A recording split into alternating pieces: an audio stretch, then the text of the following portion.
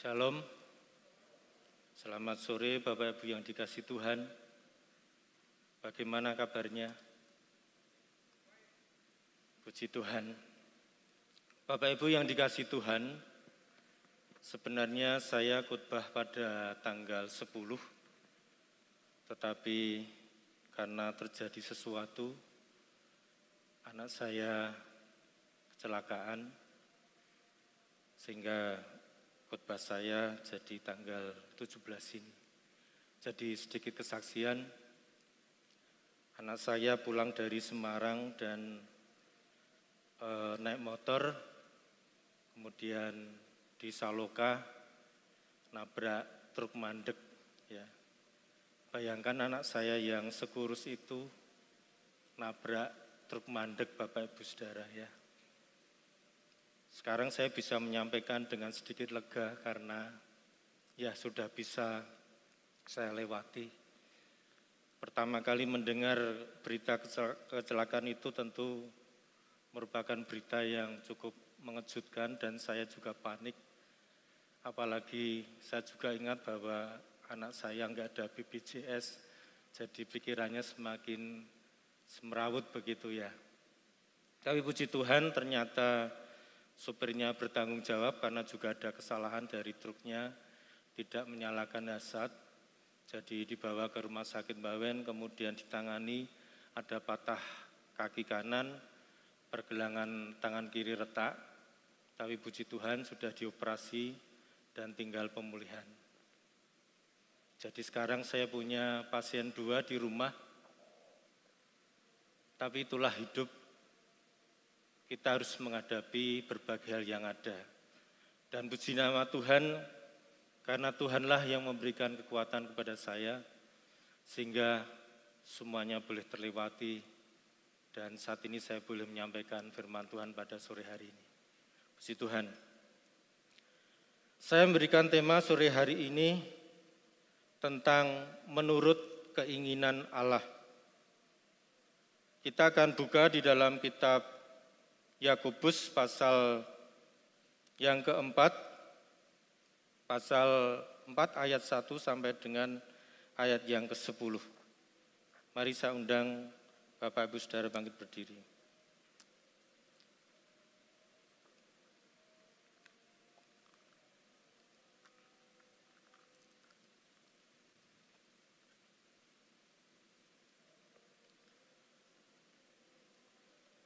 Demikian firman Tuhan dari Yakobus pasal yang keempat, mulai ayat yang pertama.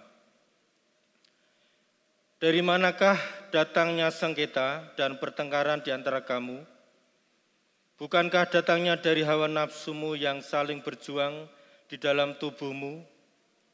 Kamu mengingini sesuatu, tetapi kamu tidak memperolehnya.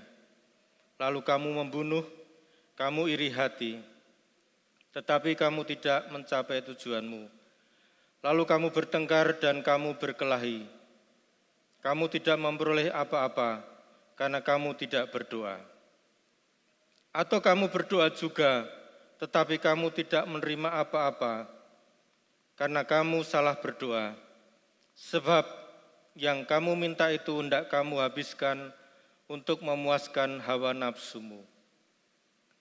Hei kamu orang-orang yang tidak setia, tidakkah kamu tahu bahwa persahabatan dengan dunia adalah permusuhan dengan Allah? Jadi barang siapa hendak menjadi sahabat dunia ini, ia menjadikan dirinya musuh Allah. Janganlah kamu menyangka bahwa kitab suci tanpa alasan berkata, roh yang ditempatkan Allah di dalam diri kita, diingininya dengan cemburu. Tetapi kasih karunia yang dianugerahkannya kepada kita lebih besar daripada itu. Karena itu ia katakan, Allah menentang orang yang congkak, tetapi mengasihi orang yang rendah hati. Karena itu, tunduklah kepada Allah dan lawanlah iblis. Maka ia akan lari daripadamu. Mendekatlah kepada Allah dan ia akan mendekat kepadamu. Tahirkanlah tanganmu, hei kamu orang-orang berdosa, dan sucikanlah hatimu, hei kamu yang mendua hati. Sadarilah kemalanganmu, Berduka cita dan merataplah, hendalah tertawamu kamu ganti dengan ratap, dan sukacitamu dengan duka cita. Rendahkanlah dirimu di hadapan Tuhan, dan Ia akan meninggikan kamu. Kita berdoa. Allah Bapa di surga, Roh Kudus, terangi kami ya Tuhan. Biarlah Engkau yang akan berkata-kata kepada kami dari Engkau sendiri ya Tuhan. Dan urapi hamba-Mu yang sangat terbatas ini. Tetapi Roh Kudus yang akan berbicara kepada jemaat Tuhan. Kami siap mendengar firman Tuhan dalam nama Tuhan Yesus. Amin. Silakan duduk kembali.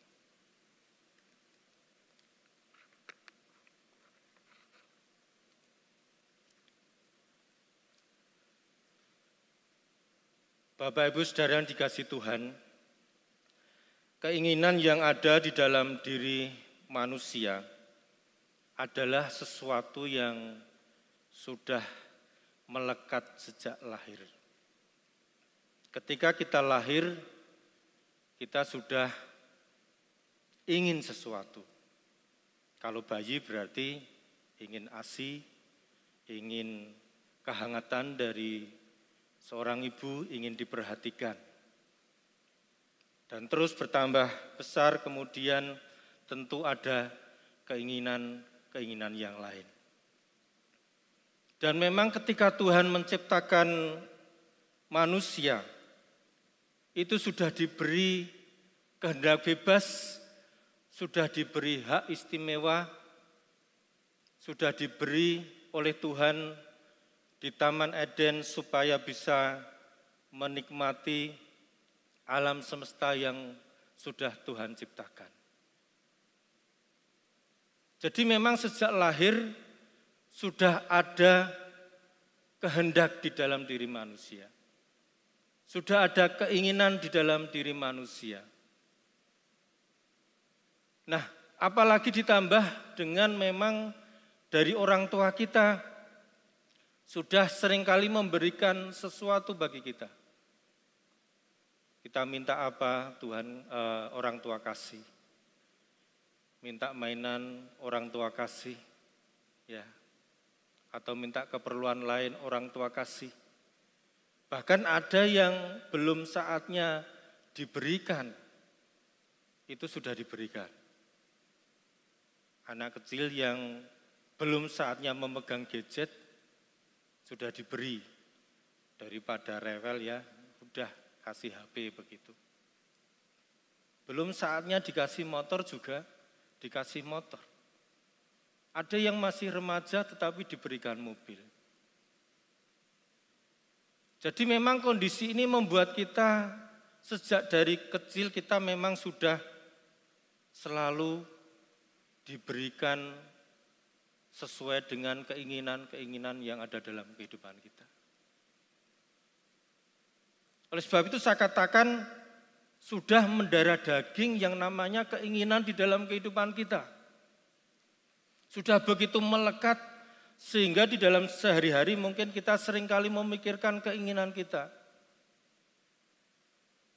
Ketika kecil saya menginginkan mainan. Ketika kecil saya menginginkan sepeda, walaupun tidak keturutan. Ketika remaja saya menginginkan pakaian yang bagus. Karena seorang remaja itu sudah ingin dilihat penampilannya. Jadi pengen sekali punya baju yang bagus, walaupun seringkali tidak keturutan. Ketika lebih besar lagi, ingin sekolah, ingin pacar. Lebih besar lagi kemudian juga ingin menikah, ingin punya rumah, ingin punya sesuatu yang lain. Ketika saya mempersiapkan firman Tuhan ini saya siapkan sebelum anak saya kecelakaan. Jadi saya sedang duduk sendiri, saya merenungkan apa yang saya inginkan. Saya mulai menulis Yang saya inginkan, saya ingin bisa hidup tenang. Tidak ada masalah yang berat. Saya ingin santai. Kemudian juga saya tulis, saya ingin santai, saya bisa berlibur kemana-mana. Saya juga tulis, saya ingin uang yang cukup karena banyak kebutuhan. Saya juga tulis, saya ingin keluarga saya dalam keadaan baik-baik saja. Itu terakhir yang saya tulis. Tapi kemudian terjadi sesuatu, anak saya kecelakaan. Saya sudah mendaftarkan keinginan-keinginan saya, membayangkan keinginan saya. Dan memang itu yang terjadi dalam kehidupan kita sehari-hari. Mungkin juga di tahun 2025 nanti, Bapak Ibu sudah membayangkan ya, saya pengen ini, saya pengen itu, saya pengen ini, saya pengen itu. Nah saudaraku yang dikasih Tuhan, setiap hari kita memikirkan tentang keinginan kita. Kita ingin supaya keluarga kita dalam keadaan baik-baik saja. Kita ingin supaya masalah saya bisa selesai. Saya ingin supaya tugas-tugas saya bisa diselesaikan dengan baik. Saya ingin supaya tidak ada persoalan dalam hidup saya. Saya ingin senang, saya ingin bahagia, dan seterusnya. Pertanyaannya seberapa banyak kita memikirkan tentang keinginan Allah di dalam kehidupan kita. Apa Tuhan yang kau inginkan dalam hidupku? Apa ya Allah yang engkau inginkan di dalam hidupku?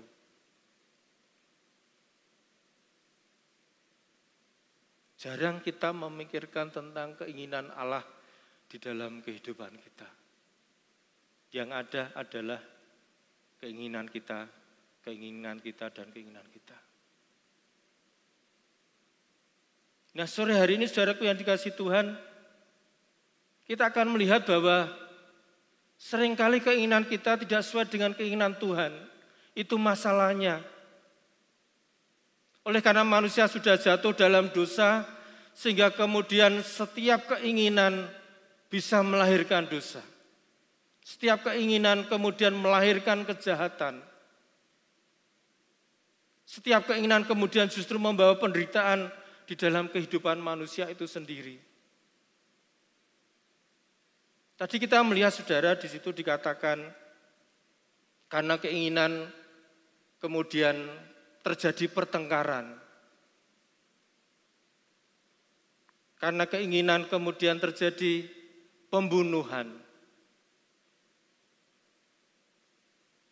Karena keinginan kemudian bisa terjadi sesuatu yang sangat buruk. Ada sengketa. Kalau kita lihat ayat-ayat di situ ya saudaraku yang dikasih Tuhan, misalnya sengketa. Berapa banyak sekarang orang yang sedang bersengketa? Sengketa karena masalah warisan. Ya, ini juga bisa memicu pertengkaran bahkan sampai kepada pembunuhan. Anak minta warisan atau minta sesuatu yang diharapkan tetapi tidak dipenuhi kemudian sampai membunuh orang tua. Banyak keinginan-keinginan kita lihat akhirnya berujung kepada sesuatu yang menyedihkan. Saudaraku yang dikasih Tuhan, bukankah kejahatan-kejahatan yang sekarang terjadi itu buah dari keinginan manusia yang sudah berdosa? Kenapa orang merampok, merampas, bahkan sampai tega membunuh karena dia ingin sesuatu yang dimiliki orang tersebut? Dan banyak lagi saudaraku yang dikasih Tuhan, tadi juga disinggung tentang hawa nafsu. Hawa nafsu itu juga bisa banyak, termasuk di dalam hal masalah seksual. Karena hawa nafsu, seseorang yang sudah menikah, selama bertahun-tahun sudah bersatu, akhirnya harus berpisah. Karena istri tua sudah tidak menyenangkan lagi, sehingga cari istri muda. Padahal ketika menikah sudah mengatakan, aku akan setia sampai mati dalam suka dan duka, dalam sehat dan sakit, sampai maut memisahkan. Belum maut, belum penyakit, istrinya juga masih lumayan, ya, masih lumayan ditinggalkan. Karena apa? Karena keinginan daging, keinginan hawa nafsu yang tidak bisa dibendung. Banyak keluarga sekarang hancur karena hal yang demikian, karena keinginan. Jadi saudaraku yang dikasihi Tuhan, kita melihat betapa keinginan kita dengan keinginan Allah itu seringkali sangat berbeda. Dan saat ini kita akan melihat dulu di dalam bagian ayat yang kelima, apa yang diinginkan Tuhan di dalam kehidupan kita. Yakobus pasal 4 ayat yang kelima dikatakan demikian. Janganlah kamu menyangka bahwa kitab suci tanpa alasan berkata, roh yang ditempatkan Allah di dalam diri kita diinginnya dengan cemburu. Roh Allah yang ditempatkan di dalam diri kita diingininya dengan cemburu. Allah menginginkan roh kita. Allah menginginkan kehidupan batiniah kita. Allah menginginkan kehidupan rohani kita. Diinginnya dengan cemburu.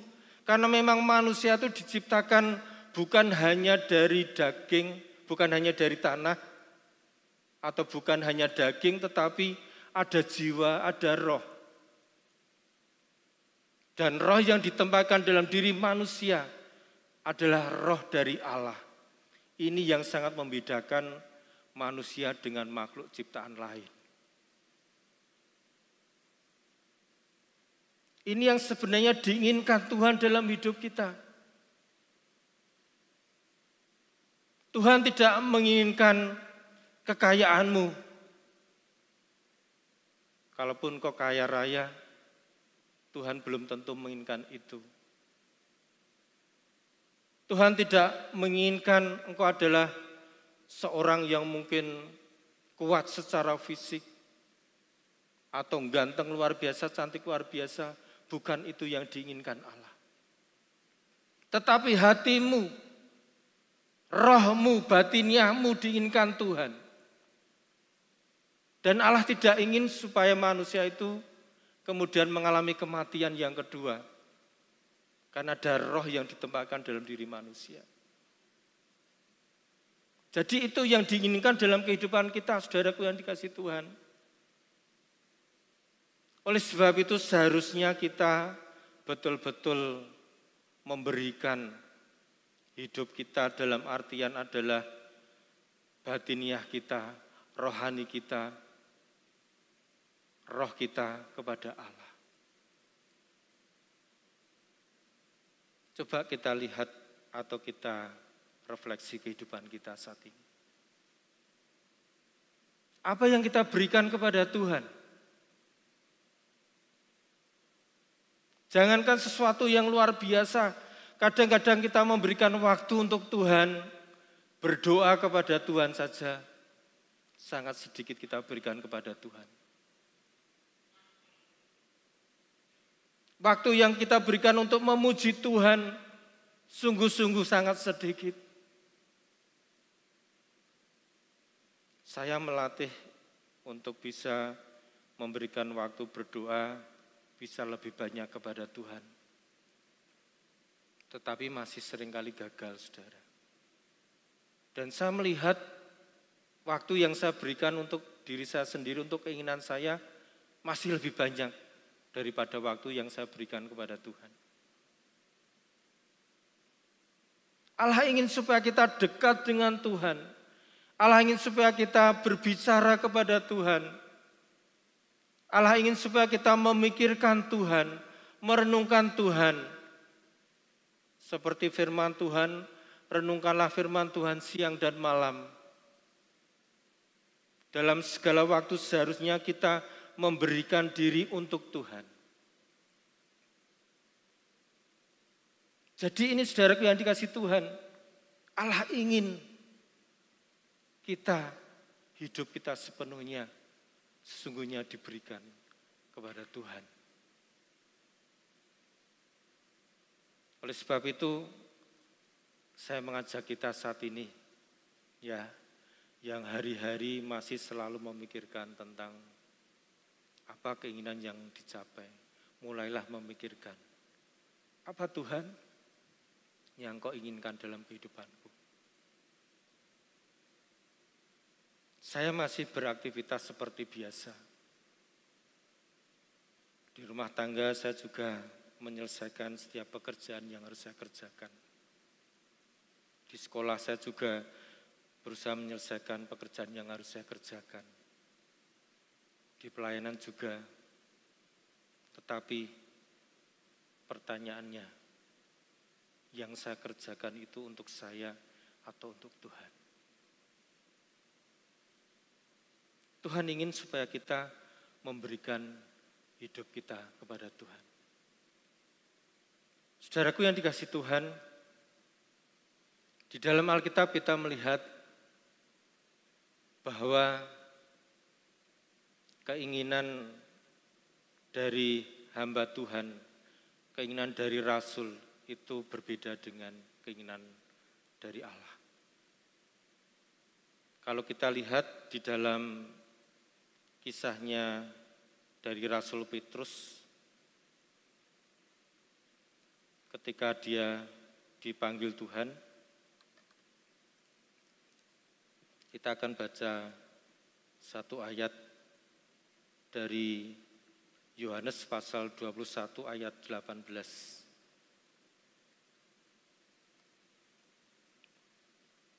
Yohanes pasal 21 ayat 18, demikian firman Tuhan.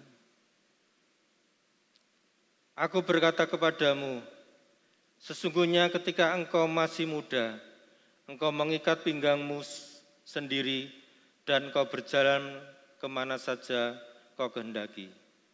Tetapi jika engkau sudah menjadi tua, engkau akan mengulurkan tanganmu dan orang lain akan mengikat engkau dan membawa engkau ke tempat yang tidak kau kehendaki.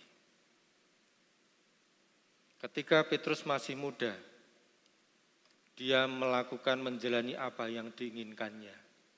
Tetapi ketika dia sudah berada di dalam Tuhan, maka yang terjadi adalah kehendak Tuhan yang terjadi. Kalau sebelumnya Petrus berpikir tentang bagaimana mendapatkan ikan yang banyak, tetapi ketika bertemu Tuhan, Petrus berpikir bagaimana bisa menjangkau jiwa-jiwa untuk diselamatkan. Dan itu adalah keinginan Tuhan yang terbaik. Barangkali sebelum mengenal Tuhan, keinginan Petrus untuk mendapatkan ikan adalah keinginan yang terbaik. Tapi di dalam Tuhan, keinginan itu bisa lebih baik sesuai dengan kehendak Tuhan. Jadi ini yang harus kita serahkan kepada Tuhan. Apa keinginan Tuhan dalam hidupku? Dalam kehidupan saudara sekalian.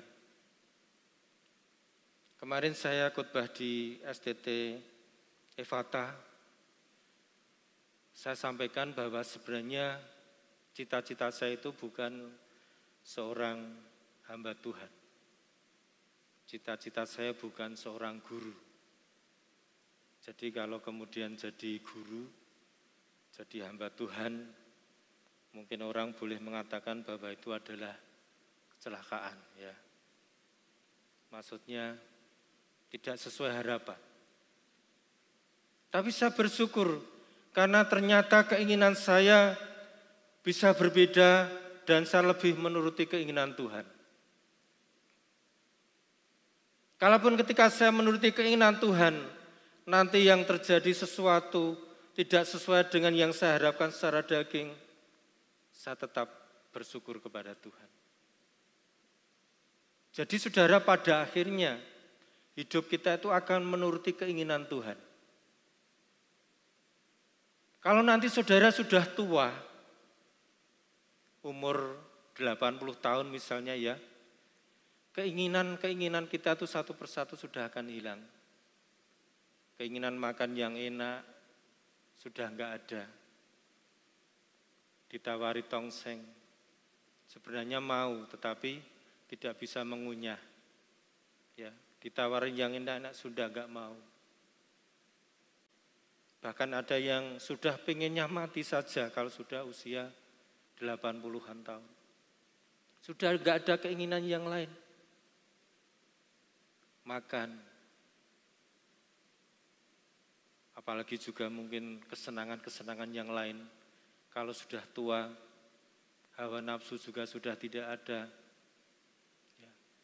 Jadi semua keinginan kita toh pada akhirnya juga akan sudah enggak ada lagi.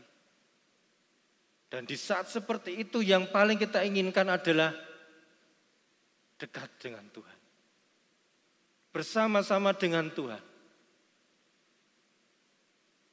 Jadi kalau pada akhirnya toh nanti kita juga akan melepaskan semua keinginan kita. Kenapa tidak belajar sampai hari ini?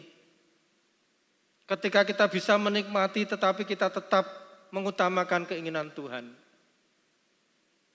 Kita lebih rindu dekat dengan Tuhan. Kita lebih rindu punya persekutuan dengan Tuhan daripada setiap kesenangan-kesenangan yang kita miliki. Karena pada akhirnya akan seperti itu. Salomo dalam segala kemegahannya, kalau kita lihat di dalam kitab Pengkhotbah, segala sesuatu sia-sia. Meskipun kekayaan semua dia miliki, ya, dan juga termasuk wanita-wanita cantik yang mengelilingi dia. Tapi pada akhirnya segala sesuatu sia-sia. Jadi saat ini berdasarkan firman Tuhan ini, mau tidak mau, ya yang harus kita perjuangkan, kita harapkan adalah keinginan Allah yang terjadi dalam kehidupan kita. Bukan keinginan kita yang terjadi dan kemudian mengharapkan Allah memenuhi. Tadi di ayat situ juga dikatakan, kamu berdoa tetapi kamu tidak memperolehnya. Karena apa? Karena yang kamu doakan hanya untuk memuaskan keinginanmu. Jadi sekarang kalau kita berdoa, jangan berdoa karena keinginan kita. Tapi berdoa karena keinginan Allah. Ya Tuhan, apa keinginanmu dalam kehidupan saya? Dan kalaupun toh nanti Tuhan menggiring kita pada keinginan yang kurang menyenangkan, pada akhirnya semuanya akan tetap baik di dalam Tuhan. Tadi di dalam ayat terakhir, saudaraku yang dikasih Tuhan, dikatakan di situ bahwa Tuhan akan meninggikan kita, ya. Saya bacakan pasal 4 ayat yang ke-10. Rendahkanlah dirimu di hadapan Tuhan dan Ia akan meninggikan kamu. Jadi pada akhirnya Tuhan akan meninggikan kita. Ketika kita sudah benar-benar hidup di dalam Tuhan, kita sudah menanggalkan keinginan kita yang tidak sesuai dengan kehendak Tuhan. Kita sudah hidup benar di hadapan Tuhan. Kita sudah dekat dengan Tuhan. Pada akhirnya Tuhan akan meninggikan kita. Dan sebenarnya janji ini kita percaya bukan hanya janji yang akan datang. Tetapi Tuhan juga bisa memberkati, melindungi, menjaga kita pada saat ini. Oleh sebab itu, di dalam ayat-ayat ini jelas, saudaraku yang dikasih Tuhan, ada beberapa hal yang memang benar harus kita lakukan mulai ayat yang ke-7. Yang pertama, karena itu tunduklah kepada Allah dan lawanlah iblis, maka ia akan lari daripadamu. Mendekatlah kepada Allah dan ia akan mendekat kepadamu. Tahirkanlah tanganmu, hai kamu orang-orang berdosa, dan sucikanlah hatimu, hai kamu yang mendua hati. Sadarilah kemalanganmu, berduka cita, dan merataplah. Hendalah tertawamu kamu ganti dengan ratap, dan sukacitamu dengan duka cita. Tunduklah kepada Allah, lawan iblis, mendekat kepada Allah. Itu yang sekarang harus kita lakukan, saudaraku yang dikasihi Tuhan. Di dalam dunia yang sekarang ini, kita sangat-sangat melihat bahwa dunia membawa kita kepada keinginan-keinginan. Yang kalau kita tidak hati-hati jelas-jelas membawa kehancuran. Jelas keinginan-keinginan dosa membawa kepada kehancuran. Oleh sebab itu, mau tidak mau sekarang ini, kita harus mengutamakan keinginan Allah.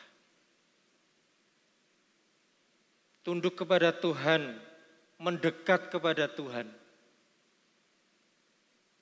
Seringkali kita berpikir bahwa Tuhan yang mendekat kepada kita.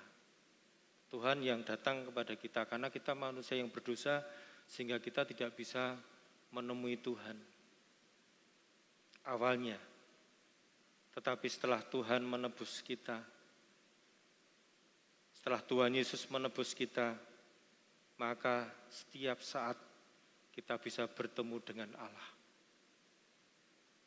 Tirai yang membatasi pertemuan umat dengan Allah sudah terbuka ketika Yesus disalibkan. Jadi kita sekarang sudah dengan mudah bisa bertemu dengan Allah. Kita dengan mudah bisa mendekat dengan Tuhan. Jadi tidak ada alasan bagi saudara untuk berkata bahwa saya tidak bisa menemui Tuhan. Saya tidak bisa berjumpa dengan Tuhan. Dengan kita sudah ditebus oleh Tuhan Yesus, sewaktu-waktu kita bisa datang kepada Tuhan dan berbicara kepada Bapa dari hati ke hati. Dan ini sangat luar biasa, saudaraku yang dikasihi Tuhan. Nah, kenapa kita tidak bisa melakukan itu? Karena pikiran kita, hati kita sudah tertutup dengan keinginan kita sendiri. Oleh sebab itu dengan hikmat Tuhan saat ini, dengan firman Tuhan yang disampaikan melalui kitab Yakobus ini, saya mengajak kita semua untuk lebih menurut keinginan Tuhan. Keinginan Allah, jangan keinginan kita. Mari mulai dari kehidupan kita sehari-hari, dari hal yang kecil, kita mulai bertanya kepada Tuhan.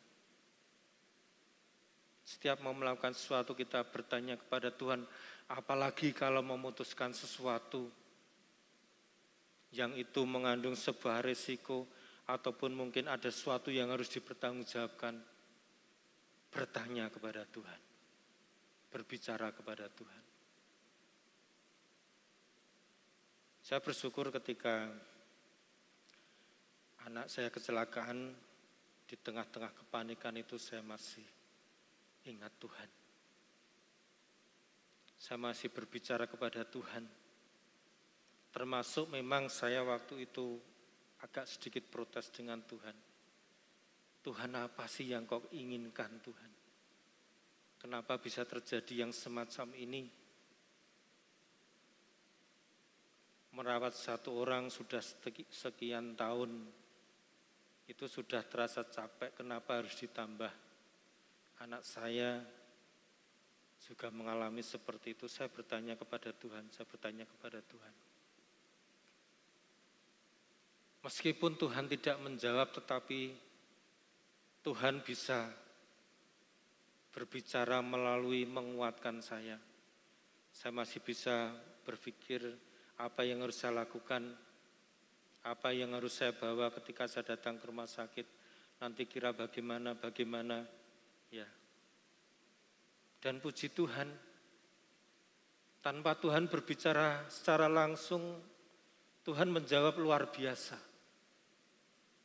Bagaimana sopirnya itu bisa bertanggung jawab luar biasa, mengurus bagaimana supaya asuransi bisa turun. Dan sopirnya ini didampingi, mereka punya dekengan begitu ya. Apalagi STNK-nya itu ternyata sudah 2 bulan, saya lupa nggak majeki. Sehingga kalau pajak telat itu sebenarnya asuransi nggak bisa turun. Tapi karena sudah ada yang nguruskan ini, yang dekengi ya, jadi dia berusaha bagaimana itu bisa turun. Dan luar biasa, akhirnya asuransi itu bisa turun. Jadi biaya operasi bisa tertangani, puji Tuhan. Dan setelah biaya dari asuransi habis, bisa dilanjutkan dari BPJS. Dan ketika anak saya masih di rumah sakit, saya ke Salatiga, saya pergi ke BPJS untuk mengurus karena memang sudah selama setahun tidak aktif. Dan puji Tuhan sudah diarahkan Tuhan, saya mendaftar, kalau mendaftar mandiri nanti 2 minggu baru bisa aktif, kemudian diarahkan ke Dinsos, kalau langsung ke Dinsos nanti langsung bisa aktif, sehingga saya langsung ke Dinsos, kemudian BPJS juga langsung bisa diaktifkan. Jadi semuanya saya melihat di tengah-tengah kekalutan saya, di tengah-tengah saya bertanya kepada Tuhan, apa yang Tuhan Engkau inginkan, meskipun Tuhan tidak menjawab secara langsung, tetapi Tuhan menjawab melalui peristiwa yang ada, semuanya dilancarkan, dan itu merupakan kehendak Tuhan yang luar biasa. Jadi saat ini saudaraku yang dikasih Tuhan, lebih cari keinginan Tuhan daripada keinginan kita sendiri. Karena keinginan Tuhan adalah yang terbaik di dalam kehidupan kita. Amin. Mari kita akan datang kepada Tuhan.